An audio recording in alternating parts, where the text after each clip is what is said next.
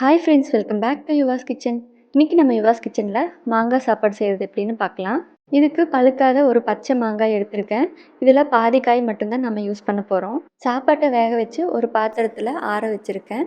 இப்படி ஆற வச்சு தாளித்தோன்னா சாதம் ஒன்றோட ஒன்று ஒட்டாமல் வரும்.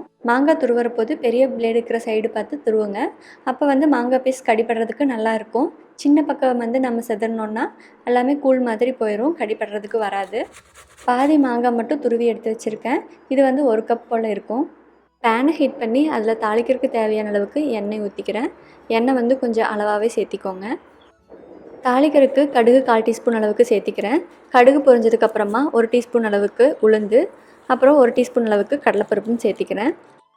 பச்சை மிளகாயும் வரமிளகாயும் உங்கள் காரத்துக்கு தகுந்த மாதிரி நீங்கள் சேர்த்திக்கோங்க.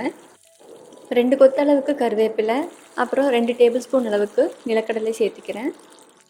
இது கூட 1/4 டீஸ்பூன் அளவுக்கு பெருங்காயத்தூளும் சேர்த்திட்டு நல்லா வதக்கி விட்டுக்கலாம்.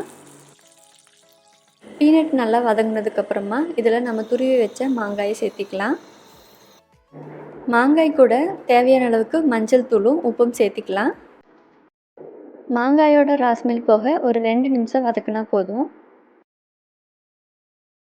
நம்ம ஆற வச்ச சாதத்தை இப்போ இதில் நம்ம போட்டு மிக்ஸ் பண்ணிக்கலாம்.